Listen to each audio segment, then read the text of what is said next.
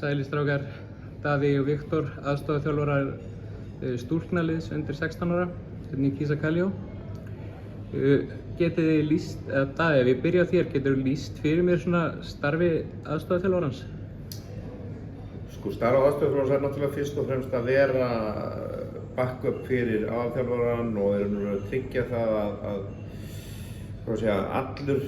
allt hennar starf verði auðveldara. Hún getur gengið á okkur vísum með, við erum með gott skipulag sem við erum með svona samstarfsstæmi og þetta er þó sem við séum öll að vinna saman, þá gengur það út á það að hann er algjörlega að hafa hennar backup sem segja, sem stýða við hana. Viktor, þinn hluti þjálfara teymisins, hvernig myndur þú lýsa honum? Hann er náttúrulega bara mjög fjölþættur og skemmtilegur. Ég kem náttúrulega inn sem svona annar aðstoðarþjálfari og er svona svolítið stelpunum innan handar og náttúrulega reynir bara að gera það sem að Dani biður mig um. Hún náttúrulega er hausinn á regnhlífinu og við Daði erum undir henni að passa að það fari ekkert fram hjá henni og veitir allar þær upplýsingar sem hún þarf og reyna bara að halda okkur öllum góðum og upplýstum. Kannski bæta við þetta, við skiptum tölur tóku verkum eins og með að klippa. Við erum báðir að klippa til leiki sko og svo er hún líka að klippa og við erum svolítið bara svona, hún setur okkur svolítið fyrir hvað hún vill að við klippum. Samanber til dæmis, ég tók eftir einn leikinn sem gekk svolítið erfiðlega hjá okkur, þá tók ég bara jákvæðar klippur úr þeim leik til þess að reyna aðeins svona bústa mannskapinu. Það er svona, hlutverkaskipanin okkar er nokkuð góð. Nú hefur stelpunum gengið ágætlega á mótinu hingað til, það er búin að vinna 2 leiki og tapa einum á móti sterkuliði Finna. Hvernig sjáu þið svona framhaldið næstu leiki? Næstulega Danmörk næst og svo Noregur í lokaleiknum. Hvernig sjáu þið framhaldið á mótinu hjá stelpunum? Þetta eru náttúrulega bara 2 stórir og sterkir leikir sem við höfum eftir. Búin með kannski stærsta hjallan, 3 mjög erfiðir leikir í byrjun og úrslitin heilt yfir bara nokkuð góð að mínu mati en það er sko hvorki sýnd veiðinni gefin þeir leikir sem er eftir og við komum til með að þurfa að vera alveg 100%. Það er mjög mikilvægt fyrir okkur að nú er frídagur fyrir seinustu 2 leikina. Það gefur okkur gott tækifæri til að stilla saman strengi og auka tíma til að fara dýpra í andstæðingana sem hafa þá líka spila 3 leiki og klippa saman það sem okkur hefur fundist vanta og það sem hefur verið vel gert og það sem má gera betur. Þannig að mjög spennandi þessi 2 seinustu leikir og vonandi bara góð úrslit í framhaldinu. Ég myndi segja að fyrir mót það sem við töldum okkur vera með nokkuð að Svíarnir og Finnarnir væru með hörkulið. Það er svona, gegnum tíðina hefur það verið þannig. Eistarnir eru með svona lið sem að við spila hátt tempo og pressa hátt á vellinum og til það var ákveðin brekka hjá okkur upphafi að byrja fyrst á að mæta Svíunum í fyrsta leik og Finnum í öðrum leik. Og að vinna Svíana í fyrsta leik var rosalega gott fyrir sjálfsmyndið á stelpunum.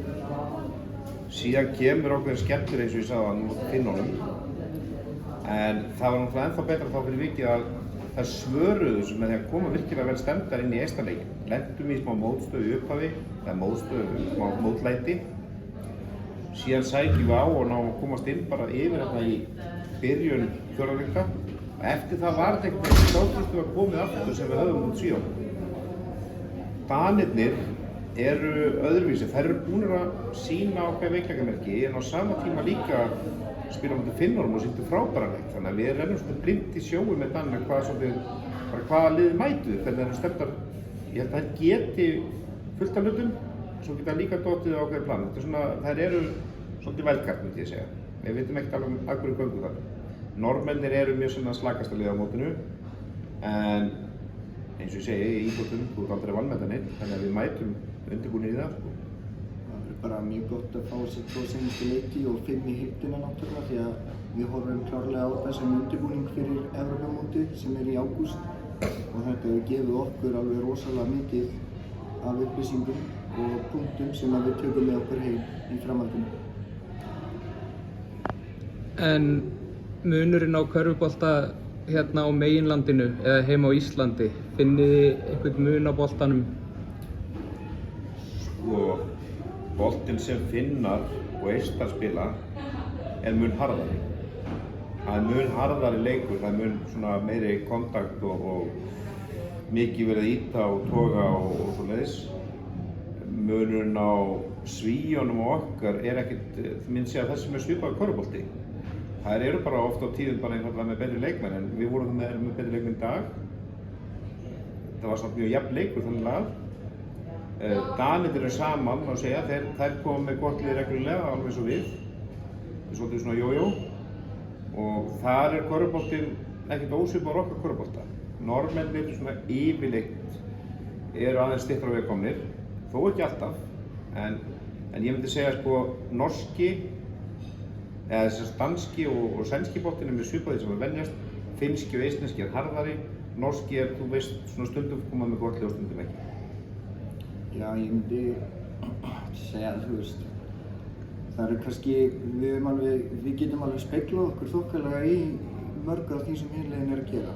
Og við höfum sko hugsað flest af því sem þau eru að leggja áherslu á. Þannig að, og eins og varðandi finnska liða, þá bara ýmislegt sem að við sjáum fyrir okkur að yfirfæra á okkar leik. Bara mjög skemmtilegt og léttleikandi lið, spila hraðan og fastan bolta sem að ég held að við megum alveg klárlega taka með okkur heim líka að hluta til. Þannig að ég sé allavega svona ýmislegt sem við getum speglað okkur við og bara gaman að sjá, þú veist, hvað er verið að leggja á áherslur hér til þess að vega og meta upp á okkar eigið lið. Takk fyrir þetta, strákar.